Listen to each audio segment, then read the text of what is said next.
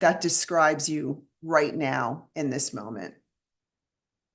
Just one word that describes you right now in this moment.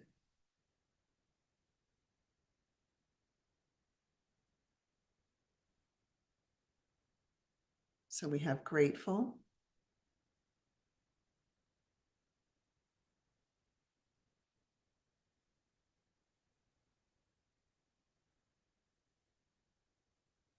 Great. Ready to go?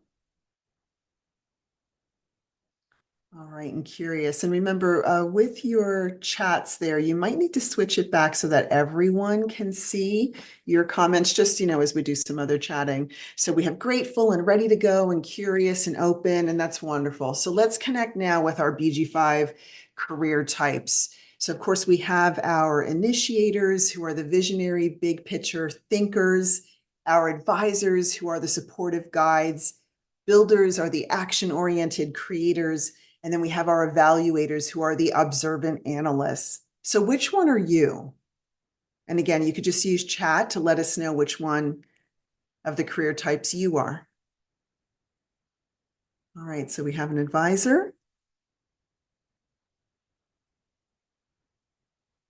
and a builder. And Ginny, classic or express?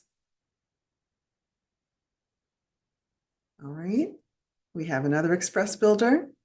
All right, and Ginny is also an express builder.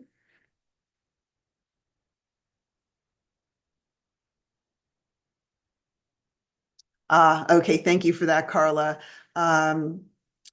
Let's see, Sarah, if you're able to adjust the settings to be sure that everyone can chat with everyone and not just the hosts and panelists, that would be great if you're able to reset that. And then Carla is also an advisor.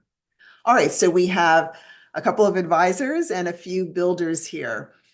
So in thinking about that and just kind of connecting with our career type now, what I'd like you to do is just, in your mind or on paper in front of you, just look back now on 2024. And I'd like you to think about what's one goal that you set for yourself that you felt was truly aligned with who you are.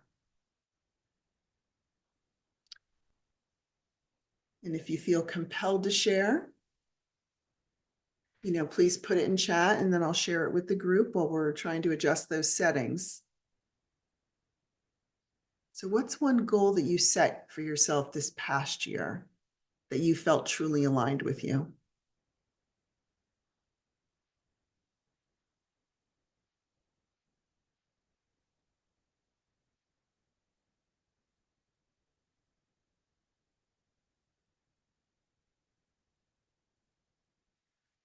So we have trying out a new career path and not giving up when times got hard.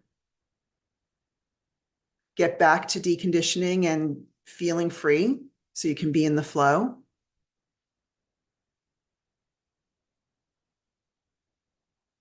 All right, so those are good. A couple of examples there. And just to take that a step further, for those of you who might still be pondering it, and it looks like if you try again with your chat, you should be able to switch it to everyone now. And then we have, having more human design in your life as a goal. Okay. Yeah. Always a good thing, right? Going deeper and deeper into your process and into your connection with who you are and your design. So what's one word or phrase that describes how you feel about 2024 when you look back on 2024? What's the word that describes this past year for you?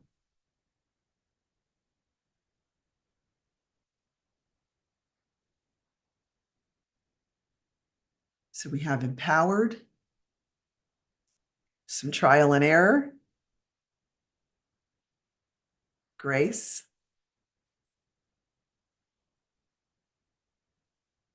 All right, good. Thank you. Thank you so much for sharing your insights.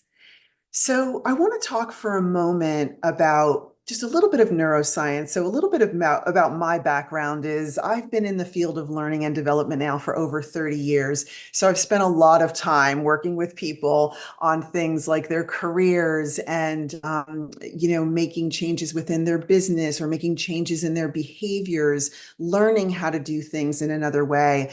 And along the way, I got really interested in neuroscience because I just became so fascinated by, what does it really take for us to change the way that we do things. And, I started my process with human design in late 2019 and started certification process in 2020. So now I'm heading, into my 6th year of this process. And it is an amazing journey that, really helps us to understand ourselves so much more deeply than, anything else, I think. But the neuroscience, I think, still matters as well, right? Because this has to do with our thinking. And we have a lot of conditioned habits around thinking and a lot of societal pressures around thinking as well. So here's the thing in terms of neuroscience 101, we have to really actively look for the good in ourselves and our lives. And that can actually be hard to do because we do have a negativity bias. It's just built into our brains.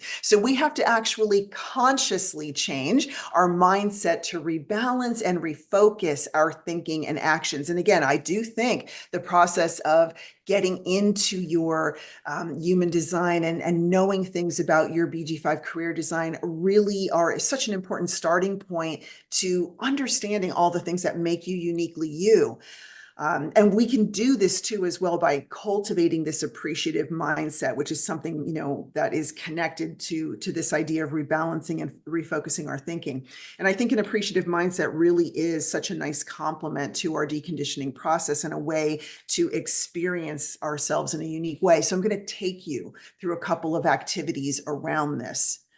So the first one is, in this, again, goal of cultivating an appreciative mindset, what are the things you love about your design? What are some of the things that make you uniquely you? So you can, again, just jot down things in front of you on paper, just think them through in your mind, and anything that you feel inspired to share, please do.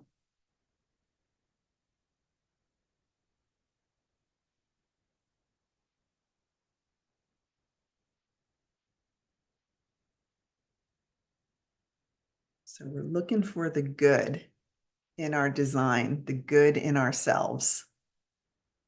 Yeah. So Carla is saying she loves having an aura that is resilient.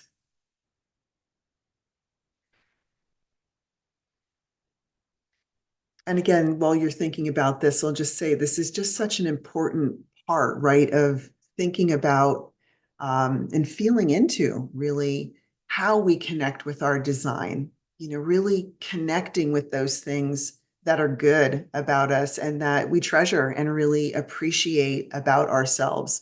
I think, just broadly speaking, out there in the world, and especially in our work lives and our careers, there's a lot of pressure around fitting in a particular way or always trying or striving to improve something about ourselves. And I think that really goes ultimately against what human design is all about, which is, again, more so connecting to what is good and true and, right about us and for ourselves. So Ginny is saying that she loves her excitement for and the way she's drawn to a lot of things. And my apologies if you're not able to change that chat setting, and we'll have to look into those settings after the fact, but just continue to share with me and I'll share with the group overall. All right, so we have a couple of examples there. So let's take it a step further. What do you consider to be the challenging aspects of your design, or where do you see struggle in your life or career? And you can think about it just in broad themes. What do you consider to be challenging?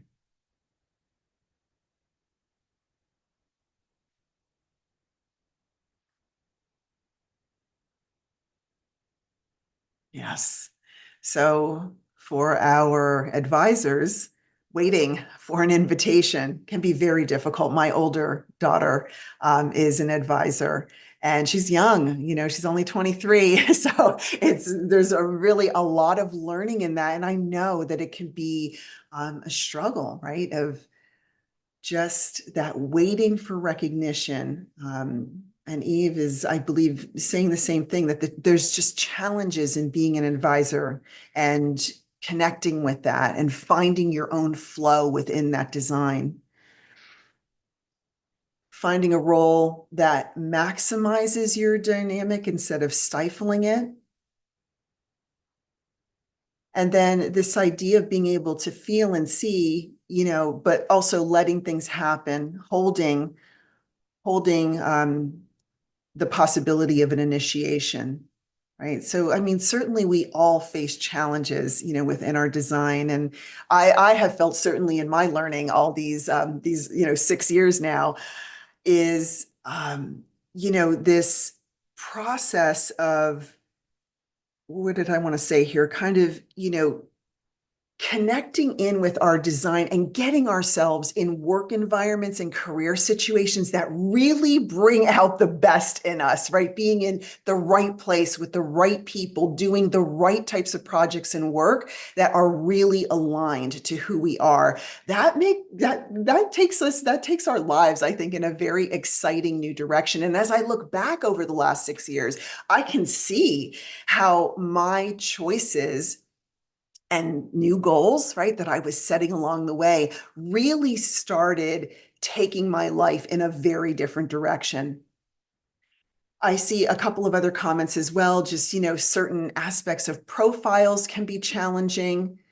And then things like getting many weights rather than a clear yes or no, yeah, from the gut response, needing to trust that even when you feel trusting that even when you feel pressure to take action. And let's see, Sarah's thinking the chat should be fixed now. So perhaps you can change it to everyone. You'll have to see if you're able to do that on your side. Yeah, Jenny, slowing down for sure, right? I think about that a lot with my totally open route, totally open drive and stamina. I have to really, really focus on slowing down because I absolutely want to move so fast in everything. And I like it. I like moving fast in things, but it's not always the right thing, right? So again, it's the connecting into, what is my body trying to tell me? What is that body consciousness trying to convey to me? All right, it looks like those settings are working now. And then a third question that I have for you around this appreciative mindset is there anything you want to change about your work and your career? Maybe it's your life in general. And what is that? What kind of change are you hoping to make now or in the coming months? All right, thanks, Sarah. So some people connecting through Instagram, saying that the whole thing as well on the other question of having openness and not having any motors, like all of those things can really, I think of it as it just pushes against the way society and again culture is often pushing against us to be a certain way and to do a certain thing. I mean, to really operate as yourself in these environments can be challenging. Right? And I have worked in corporate America for many, many years in very big global organizations, also many other types of organizations as well, nonprofits and working with smaller family businesses. And I've had my own consulting practice for many, many years now. So Carla is saying that for what she wants to change, she wants to focus on the positive aspects of her design now. Yeah. I mean, let's put our energy there again, because I think there's just a lot of chatter out there about you've got to fix this and you got to do that and you've got to, do what I do, right? I mean, that does not stop. I feel like if anything, that's been amped up even more in recent years where everybody wants everybody to follow them. And it's just, of course, the social media mindset. Um, but how do we really show up as ourselves, again, doing work that we love, being the person that we are, attracting the things to us, that are right for us, whether that means, being in response as a builder, getting invited, if you're an advisor, taking initiative for our initiators, and, having the time and space to reflect if you were an evaluator. All right. Yes. So a key word of energy. All right. So good things to continue thinking about. And then, I would ask you to just keep moving ahead. Like today, and even the retreat, more so in the retreat, actually, in January, it'll be about taking action. But right now, it's just like, what am I noticing about myself? What am I feeling? What kinds of things are starting to come into my consciousness right now? Because we are, of course, coming up on the end of the year.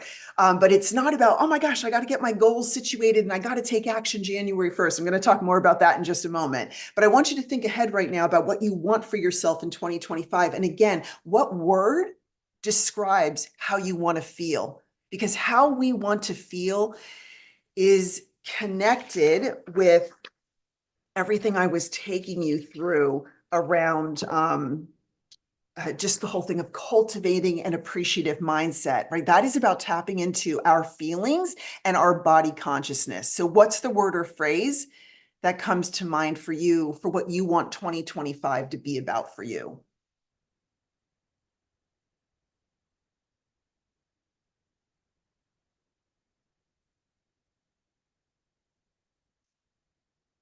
Right. So, we have embodiment, successful, confidence, embodied and aligned. Yeah. Right? Feeling good in this vehicle every single day or as much as possible is such a worthy goal for our lives. And Eve is saying, I should live in the mountains, but there are no mountains in Belgium. I need to escape the depressing vibe, I guess, to become more alive with the sun energy. Yeah, maybe it's that, finding some other way if moving, isn't an option. And it's not like, we can just uh, dismantle our lives in one easy step, but it's just what steps do I want to take that are going to put me into more ease? Again, when I think back to what my life was like before I knew my career design and knew about human design overall, I was definitely making decisions that were not necessarily for my good, but they were for the good of other people quite often, right? So, really learning to decondition for that and have the confidence and the knowing within myself and the trust in this body consciousness that I do know what the right things are for me. And that's because I'm tapping into that feeling and that flow that I want to feel every single day. So let me transition over into talking specifically about the 2025 retreat. So the actual retreat is going to be on Saturday, January 18th. That's going to be a 4-hour retreat. I am on the East Coast of the United States. I live just about an hour north of Philadelphia. So the session is going to be sort of over the afternoon during my time, so 12 to 4 p.m. East Coast time of the US. And I've listed out here the things that I'm going to be doing in that session. So I gave you a little taster of it today. But what I'm always trying to do when I'm running a retreat anywhere with any group of people is we got to connect, right? We want to get into that frame of mind. And that's what I was trying to do with you today. Like, okay, let's let everything else go and get into a good frame of mind and start to very consciously enter into a powerful new year. We'll be doing specific activities for you to align and achieve with your specific career design. I'll be doing a guided visioning exercise. We'll be getting into very specific questions around how you're going to bring focus into your 2025. You're going to cultivate a theme and a vision. And if it feels right on that day, you'll start listing out some key actions and milestones that you're wanting to achieve.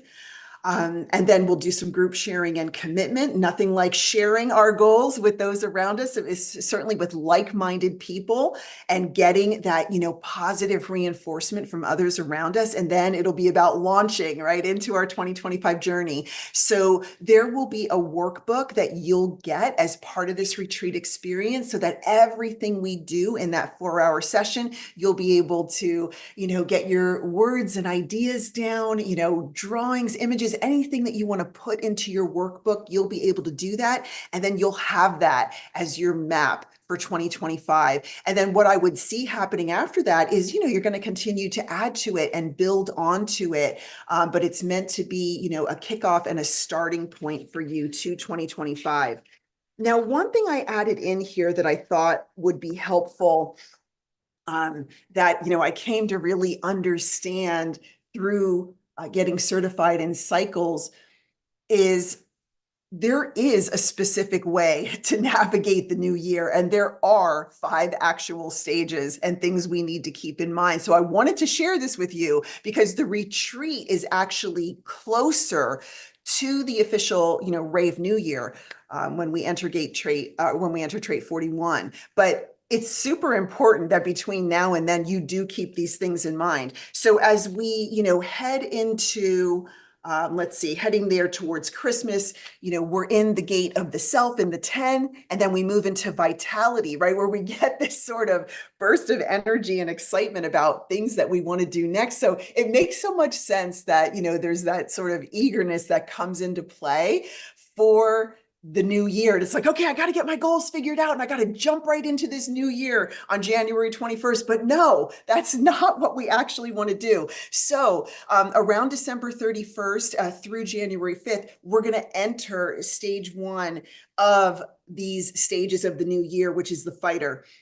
So interestingly, I think, the energy on New Year's Eve is really about tension and stubbornness and resistance, not completion. Yes, it's the end of the calendar year, but the flow of the energetic year is really still winding down, and there's more work to do before we can actually close things out. So it's so important, like over these coming weeks and certainly into the tail end of the year and the beginning of January, like just connect in with what you're noticing about your life. And again, my goal today was to give you some starter questions to think about this. What am I noticing, now in my life? Where do I want things to go in the coming year? And, also keep in mind, overall, this time of the year, we're in the quarter of transformation. So there really is a process that we need to go through, before, we can actually make that transformation. Coming out of this stage, we then move into drive, which is really feeling the pressure and inspiration for us to bring something forth in the world. But again, it sounds like, oh yeah, that's when I got to figure out. No, that's when we still want to gain more clarity of knowing what's right for us and start getting in sync with, alignment and the right timing of things, examining who and what is in your life, who are your allies, who are your resources.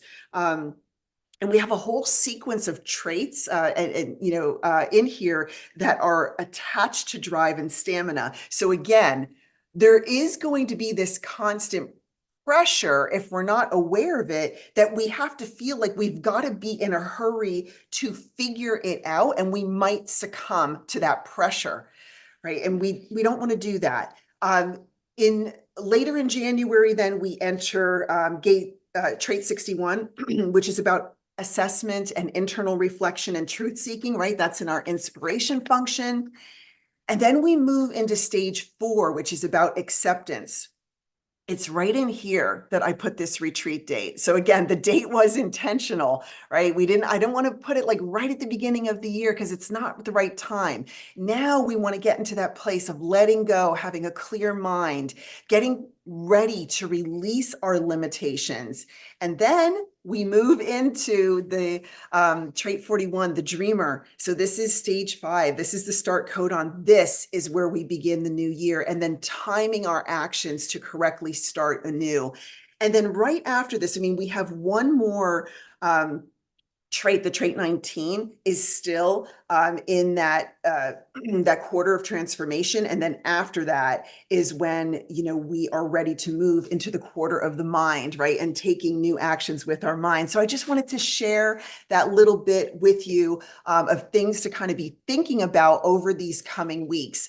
I know Sarah has been sharing the links in here. These are the highlights of the offers. You can just attend the retreat. And that's listed here. You're going to register either through the links that Sarah just shared or by going onto the BG5 website, and it's under our courses under the special programs. If you bring a friend, you're going to get a discount. You just need to reach out for that code that you'll be using to get that discount. And then I did put together a package program as well, that if you want to do a few more things, so you would attend the retreat. And then I also added a 90-minute coaching session in there. So if a career design overview is what you need, wonderful, we can dive into that. But I also just said, it could be a 90-minute coaching session overall. So we can focus on any aspect of your business or the business you want to develop or your career overall. So of course, I would still be looking at your design and incorporating those elements into our conversation, but you can really use the coaching session in the way that best suits you and your needs at this time. And then that package price also includes the complete report.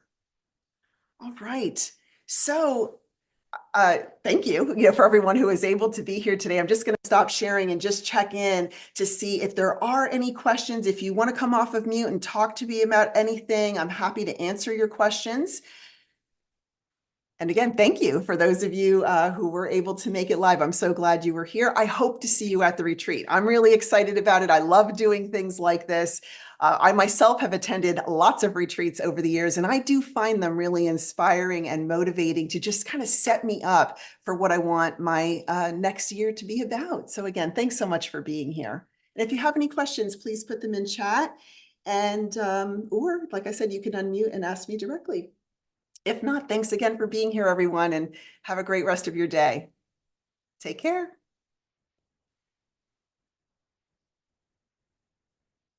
Right. Thank you.